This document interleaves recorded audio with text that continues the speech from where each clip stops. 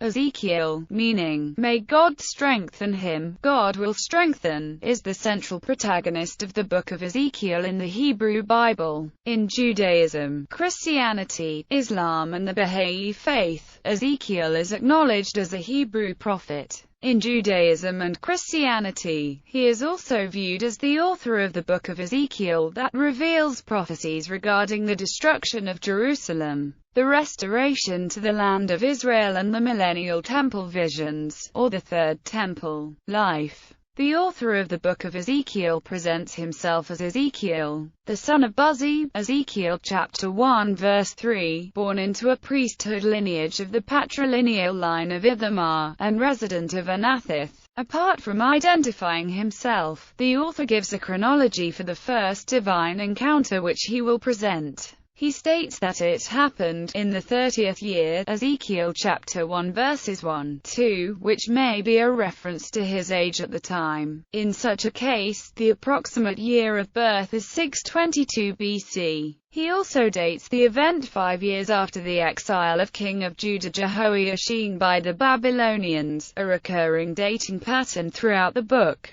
Josephus claims that at the request of Nebuchadnezzar II, Babylonian armies exiled 3,000 Jews from Judah, after deposing King Jehoiachin in 598 BC, living in Babylon. According to the Bible, Ezekiel and his wife lived on the bank of the Chebar River, in Tel Aviv, where exiles from Judah came to seek his prophetic insights. Ezekiel chapter 1 verse 1, 3:15. There is no mention of him having any offspring, only that his wife died rather young, in the 9th year of exile, when Ezekiel was 34 years of age. Ezekiel chapter 24 verse 1. 18. Prophetic career. Ezekiel describes his calling to be a prophet by going into great detail about his encounter with God and 4 living creatures, or cherubim with 4 wheels that stayed beside the creatures. Ezekiel chapter 1. For the next 5 years he incessantly prophesied and acted out the destruction of Jerusalem and its temple, which was met with some opposition. However, Ezekiel and his contemporaries like Jeremiah, another prophet who was living in Jerusalem at that time, witnessed the fulfillment of their prophecies when Jerusalem was finally sacked by the Babylonians.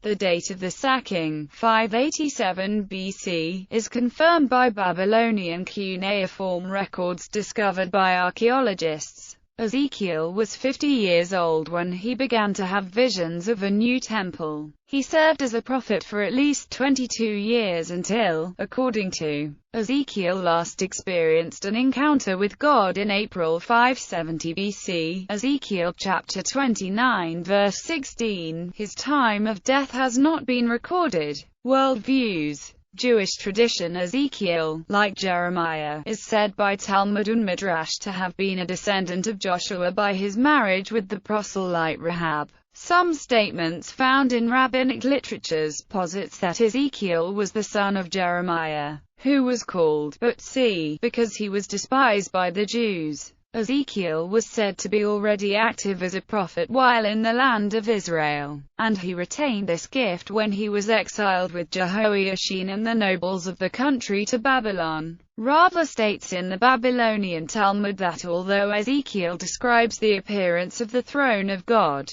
this is not because he had seen more than the prophet Isaiah, but rather because the latter was more accustomed to such visions, for the relation of the two prophets is that of a courtier to a peasant, the latter of whom would always describe a royal court more floridly than the former, to whom such things would be familiar. Ezekiel, like all the other prophets, has beheld only a blurred reflection of the divine majesty, just as a poor mirror reflects objects only imperfectly. According to the Midrash Canticles Robah, it was Ezekiel whom the 3 pious men, Hananiah, Michal, and Azariah, asked for advice as to whether they should resist Nebuchadnezzar's command and choose death by fire rather than worship his idol. At first God revealed to the prophet that they could not hope for a miraculous rescue, whereupon the prophet was greatly grieved.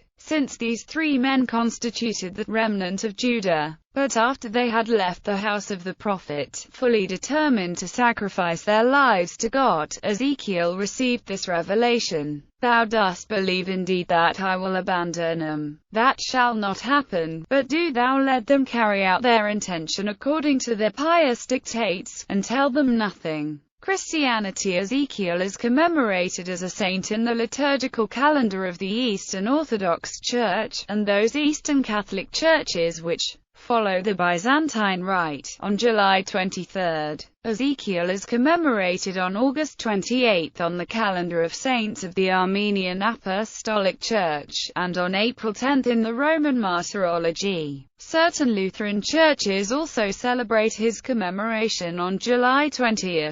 The Church Fathers interpret Ezekiel's vision of the human likeness upon the sapphire throne as a prophecy of the incarnation of the Logos from the Theotokos, who in many ancient church hymns is called the living throne of God. Ezekiel's statement about the closed gate is understood as another prophecy of the incarnation. The gate, signifying the Virgin Mary, and the prince, referring to Jesus. This is one of the readings of Vespers on great feasts of the Theotokos in the Eastern Orthodox and Byzantine Catholic churches. This imagery is also found in the traditional Catholic Christmas hymn, Gaudete, and in a saying by Saint Bonaventure, quoted by Alphonsus Maria de Liguori: No one can enter heaven unless by Mary. As though through a door, the imagery provides the basis for the concept that God gave Mary to mankind as the gate of heaven, an idea also laid out in the Salve Regina prayer. According to Matthew Henry, a Bible commentator who flourished in the 17th century, Ezekiel is also believed to have been known as Nazaratus Assyrius,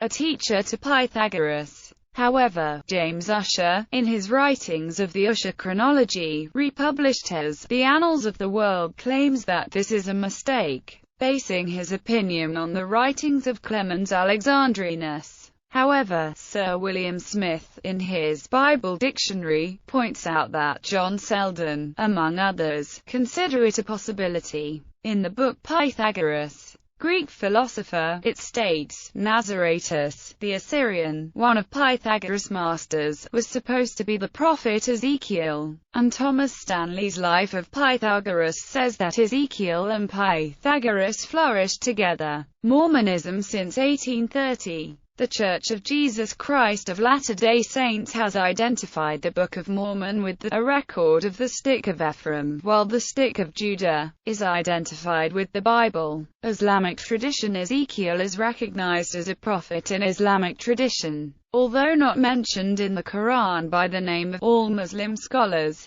Both classical and modern have included Ezekiel in lists of the prophets of Islam. The Quran mentions a prophet called Zul-Kifl. This prophet is sometimes identified with Ezekiel, although Zul-Kifl's identity is disputed. Carsten Niebuhr, in his Reisebeschreibung Arabian, says he visited Al-Kifl in Iraq, midway between Najaf and Hilla, and said Kifl was the Arabic form of Ezekiel. He further explained in his book that Ezekiel's tomb was present in Al-Kifl and that the Jews came to it on pilgrimage. The name Zul-Kifl would mean one of double, as Zul in Arabic means double. Some Islamic scholars have likened Ezekiel's mission to the description of Zul-Kifl. When the exile, monarchy, and state were annihilated, a political and national life was no longer possible. In the absence of a worldly foundation, it became necessary to build a spiritual one, and Ezekiel performed this mission by observing the signs of the time and deducing his doctrines from them. In conformity with the two parts of his book, his personality and his preaching are alike twofold, and the title Zul-Kifl means the one of double. Aside from the possible identification of Zul-Kifl with Ezekiel, Muslims have viewed Ezekiel as a prophet, regardless of his identification with Zul-Kifl. Ezekiel appears in all Muslim collections of stories of the prophets. Muslim exegesis further lists Ezekiel's father as Butsi, and Ezekiel is given the title Ibn al-Just, denoting son of the Old. as his parents are supposed to have been very old when he was born. A tradition, which resembles that of Hannah and Samuel in the Hebrew Bible, states that Ezekiel's mother prayed to God in old age for the birth of an offspring and was given Ezekiel as a gift from God.